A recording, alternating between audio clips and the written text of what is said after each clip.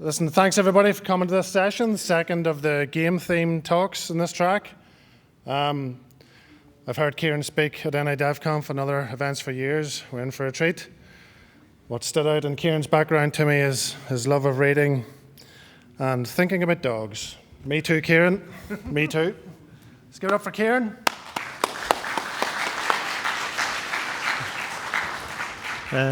Thanks, everyone. So yeah, as you said, I've been coming to NIDC for quite a few years. I think this year I've actually rounded it out and I've spoken at every single track at NIDC. So thanks for coming to help me complete the set. I've been working, so I'm a lead security architect at Rapid7. I'm a director for B-Sides Belfast. I'm on the steering committee for the NI Cyber Cluster. I've been working in the software industry for over 25 years at this point, which is scary. But I've actually been coding for quite a bit longer than that. I probably wrote my first program when I was around 7 or 8 years old. That sounds more impressive than it is because the first program almost certainly looks something like this. For those of you who don't recognize it, this is BASIC.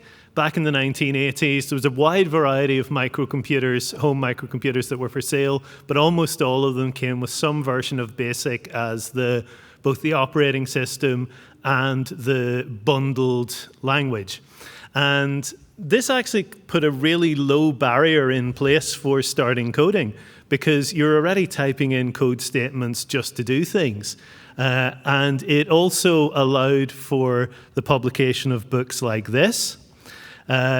This was a very popular genre of books, this particular one. The first half of the book is game design and how this particular game works and so on.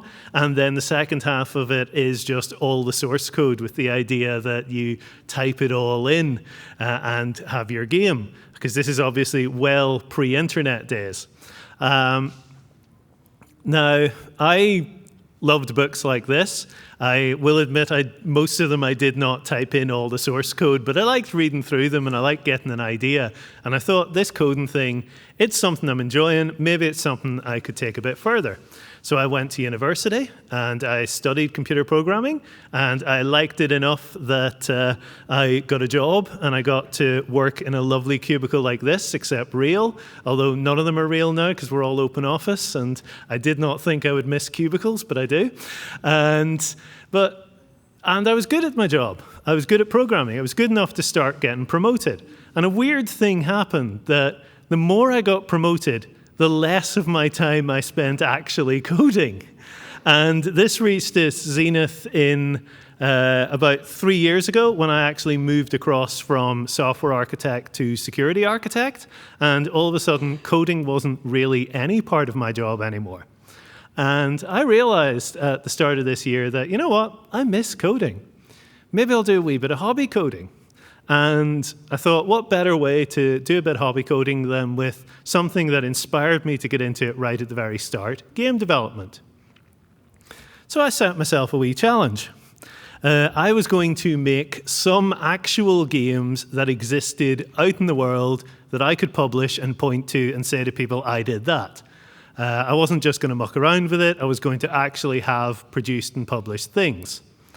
I also set a couple of stupid rules to make it more challenging for myself and just make it a bit more interesting. There are a lot of people I know who do game dev. There are a lot of people who could have given me a load of great advice and steered me, but I decided, you know what? I want to see how much I can do just like on my Todd. Like just for this first couple of games, let's see how I handle it on my own. And also I decided I wasn't going to spend money on this. I wasn't going to buy licenses for tools. I wasn't going to buy courses. I was going to try and do it on a zero budget for the actual game development. And this turned out not to be that much of a challenge because there's a huge amount of free assets and free things out there that you can use to make games. So you don't actually need to spend money on this. It's more time budget than anything else. And it worked. I made 2 games. and I had a lot of fun making them. They may not be particularly great games, but I enjoyed making them. And I'm going to show you what I used to make them, how I made them, how I made sure they worked, and where I put them out in the world for other people to discover. And then I'll share all the resources that I use, so if you want to follow the same path, you can. But before I get into what I did, I want to talk about things I didn't do. Because as I said, there's a huge number of free tools out there.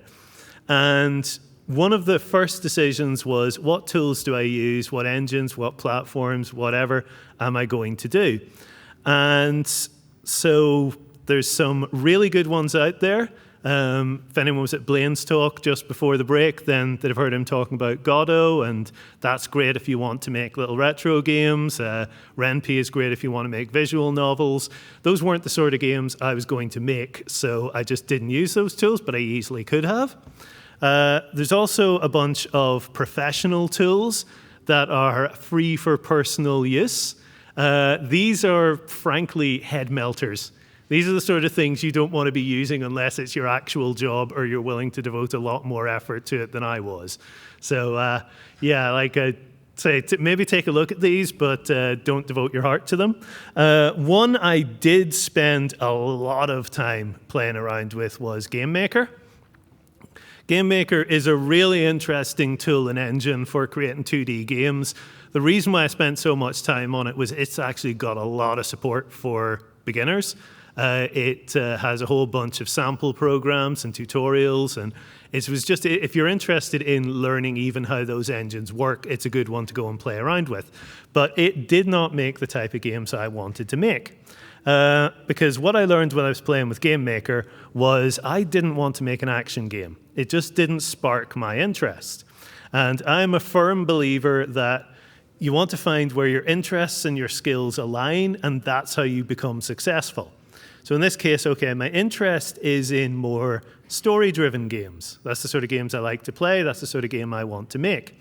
And my skill is writing. I've been a writer for a very long time. I've written columns on the internet. I've written chapters in actual published books. I've done loads of writing. So I thought, okay, what can I leverage my writing skill and the type of games I like? And the answer was interactive fiction.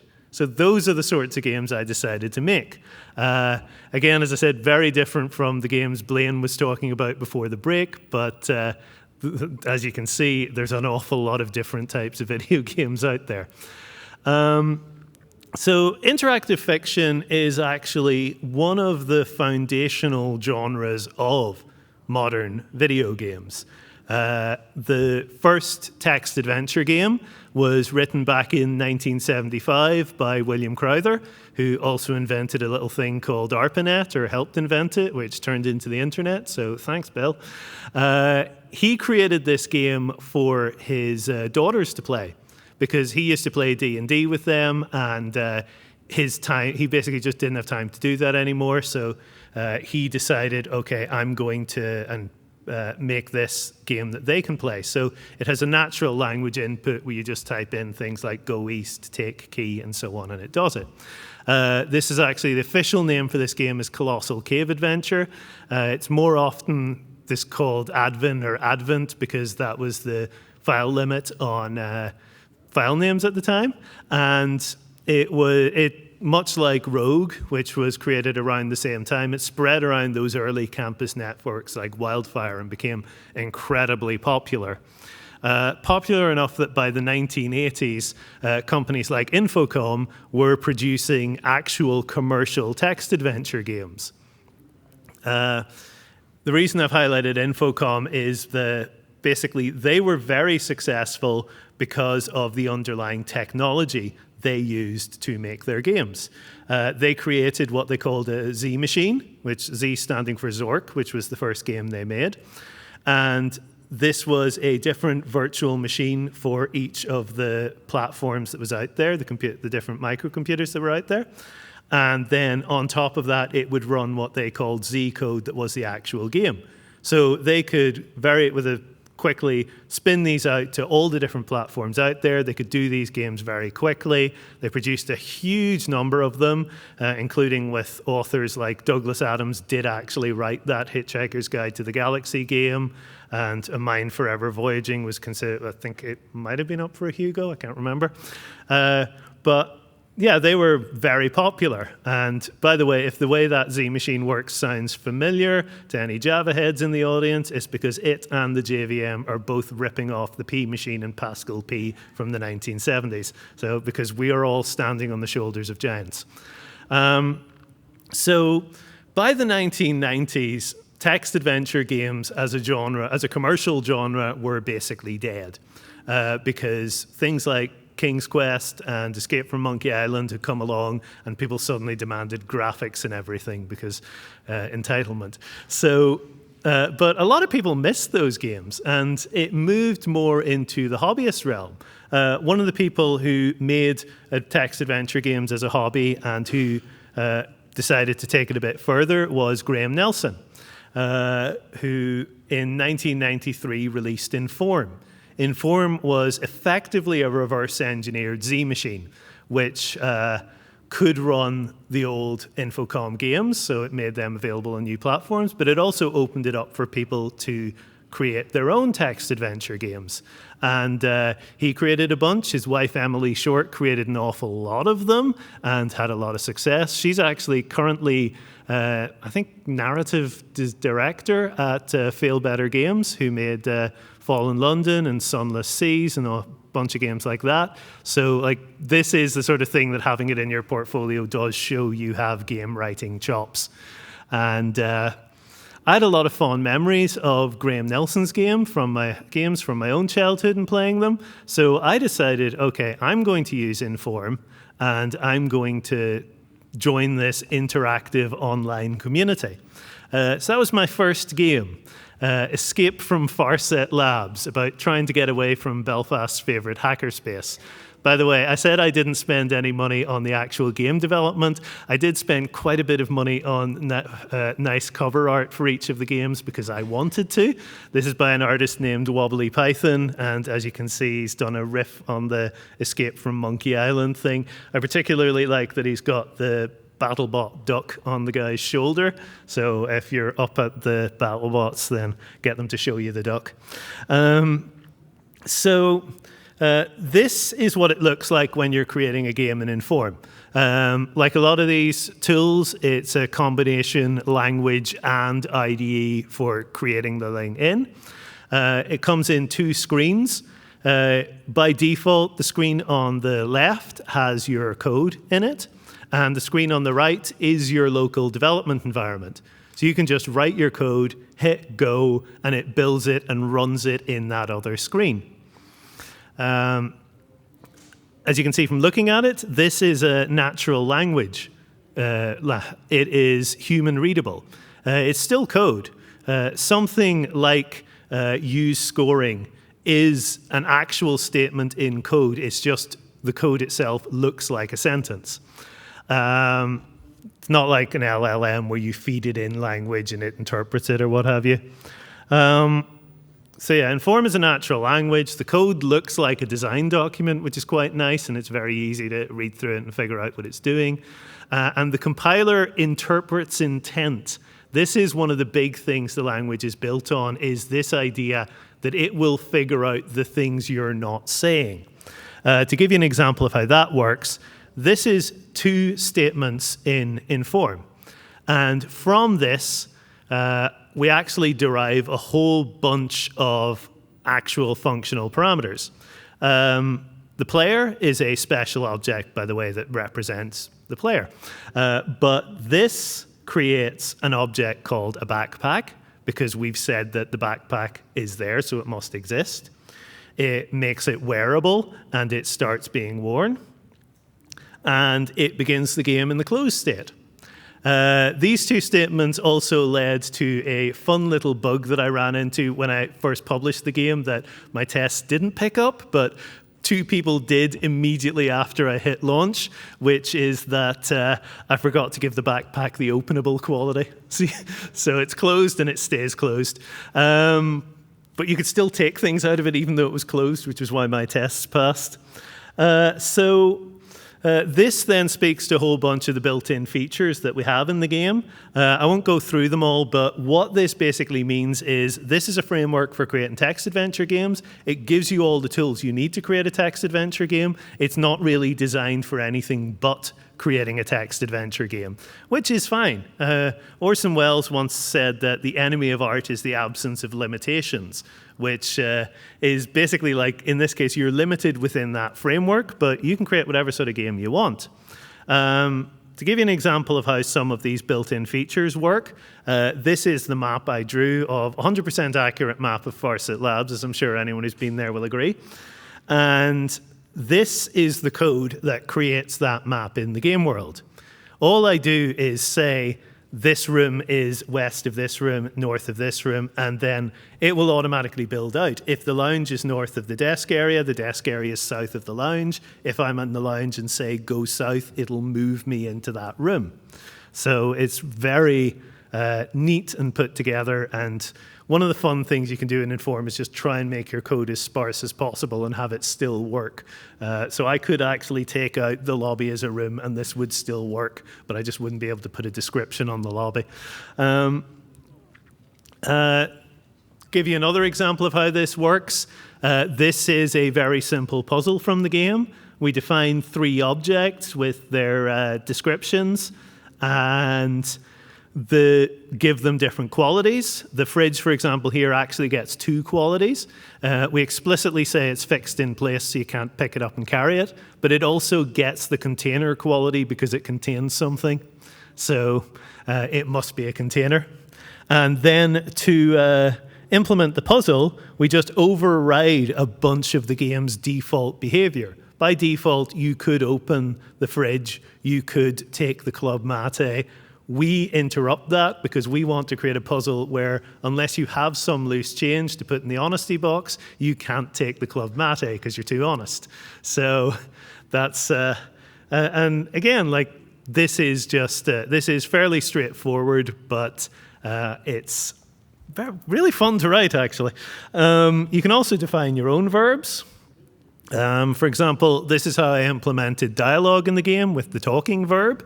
And this is just a verb that acts on the programmer NPC. You can only talk to an NPC because I said talk someone instead of talk something. So again, bear in mind, this is all very exact language. And yeah, this will just give different responses based on what the programmer is holding, what state they're in, that sort of a thing. You could do more complicated dialogue. You could do dialogue trees and so on. If you were going to do that, I would say don't code it yourself. Use an extension. The extensions are basically libraries. They're pre-built frameworks of interactions for things like dialogue trees or lock and key interactions, and you can just pull those in. A bunch of them are built into the tool. A bunch of them come with it. So that's how you build the games. How you check they work is through testing, obviously. There's 2 main testing tools built into Inform. There is the test verb, and I just, like in this case, if I type test map walking in my local dev environment, it acts as if I put those commands in, which would be west, north, south, west, west, east, east, etc. And you can use this to create automated tests. You could even use this to do TDD if you were feeling a bit mad. But and you could, like, you just basically write the walkthrough for your game first and that becomes your test. The other testing tool it has is a state recorder that tracks your progress through the game as you play it. You can click into different parts of the game to go back. This is very handy if you're testing something deep in the game because you can keep clicking back into a previous state and resetting it and so on. And yeah. Publishing the game is just a matter of putting a line in the code to say release it along with all these things. The key ones here for our purposes are website and interpreter. Website tells it create a simple standalone website bundling all this together, and interpreter tells it create a transpiled play in browser JavaScript version of the game. Once you've got your website and your play-in-browser version, you can then use CSS and edit the HTML directly to hack it around however you want. So this is what the game actually looks like, because I wanted to make it look like an old terminal. So that's the first game. Second game, I decided to go a little bit more modern, all the way up to the invention of the internet and hypertext. Hypertext actually predates the internet. It was invented by the philosopher Ted Nelson as a concept for how electronic documents could work. And wikis are probably the closest to what he actually intended for it, but he keeps insisting no one's got it right. The framework I use for this is a very popular one called Twine. It was created by Chris Klimas in 2009. Because hypertext is what HTML is, this basically makes browser games, text-based browser games.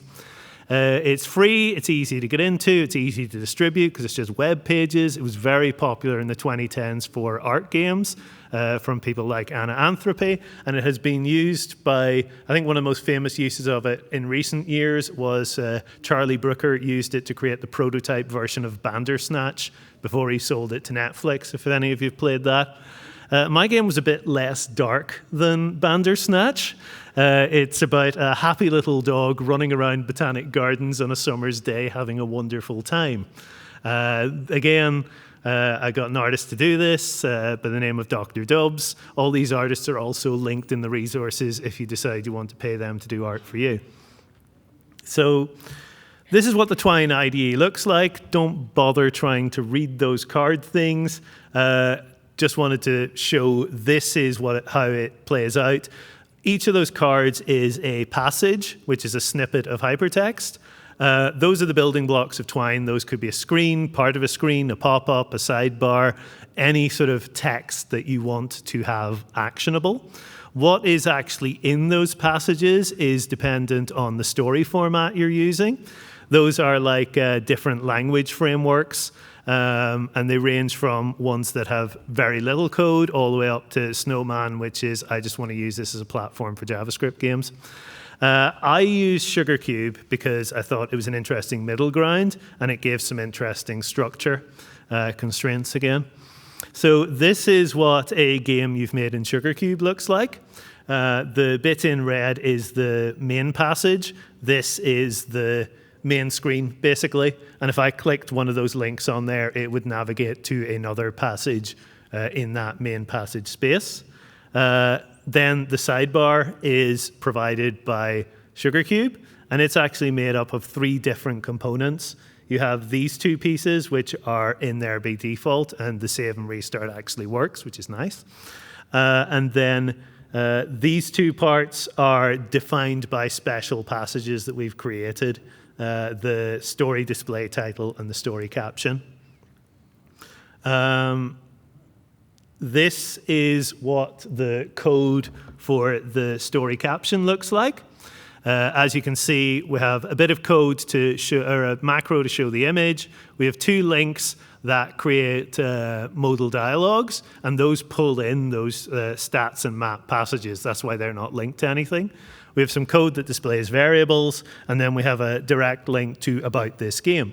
But there's no link back from about this game because it'll show in the main passage, not the sidebar. So you have a return macro in there to return to whatever screen they were on before. This is what a normal main passage looks like. It's basically a big bunch of hypertext that varies based on your state and your variables. So in this case, the first time you come into this screen, you haven't scared off the squirrel, you don't have the bowling ball, so it looks like it does on the left. If you come back in with the bowling ball later, you'll get different text and images on the screen.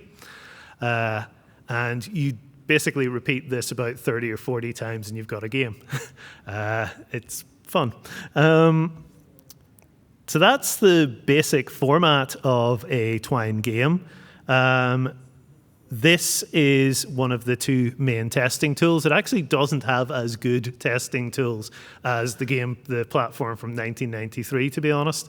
You have your test view, which we can click in, and that gives you a bunch of debug variables. It shows options on screen, and in this case, it's also erroring out because you can tell it to start the test in the middle in a passage that isn't your starting passage, so there's uninitialized variables here.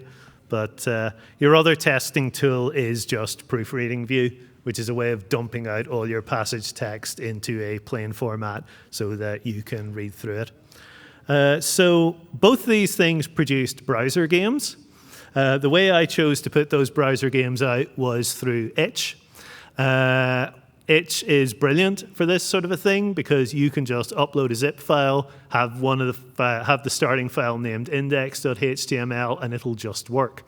As long as you've put all your file names and references to them in lowercase, otherwise it'll just break. But ask me how I know that. But yeah, so this is how you get it out there. I have 2 copies because I wanted to create a copy for people to download. So summing this up, what did I learn from this whole project? Making games is fun. I really enjoyed this. I'm going to keep doing it. This is just going to be a thing I do now. You should make the type of games you want to make. I spent a lot of time banging my head and trying to create an action game because I thought that's the sort of game I want, that people expect me to make, but I didn't enjoy it. Like, if you want, make a game that you would enjoy playing, but also make a game that you enjoy making. On that note, pick the right tools for the job. All of these things are just meant to help you build the game. Don't look at the engine and then try and work out what sort of game can I build in it. Figure out the game you want to make and work back from that. And lastly, don't follow my stupid rule. Do join the community. NI Game Dev, visit the website, join the Discord. They're an absolutely wonderful group of people, and they will help you on this journey if you decide to go on it. On that note, one of the things they are doing is I know there was some talk in the last session about game jams being, and this is controversial, but they are hosting the global game jam in Farset Labs on the 24th of January. This is basically a 48-hour, not really a competition, but just they reveal a theme. You try to make a game in 48 hours that fits that theme. And it's an interesting thing in just setting your scope so that you can get it done then. Lastly, if you want to get the games, they're up on my itch profile. That QR code will lead you right there. You can also download the source code from there. You can find the source code on GitHub. Those have links to all the resources, online guides, tools, and artists and everyone else that I used. And there's also links to my various socials and all in there in my link tree. So, but yeah, that's me. Thank you very much.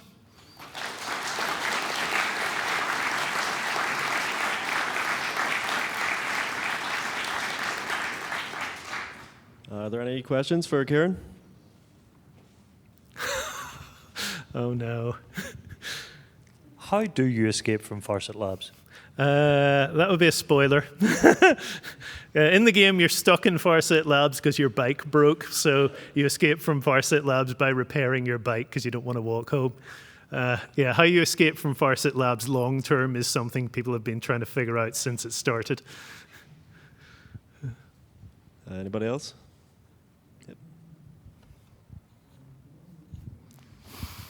Great talk, Ciaran. Thanks very much.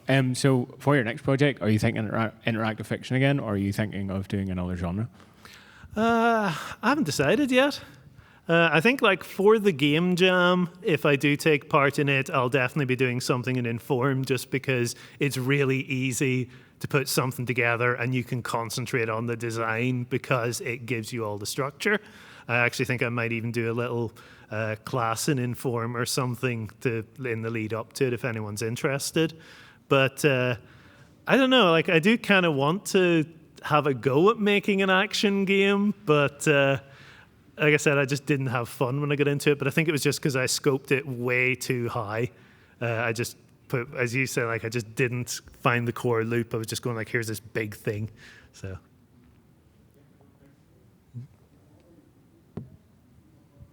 Yeah. I think that's everything. Thanks very much, Ciaran. Thank you.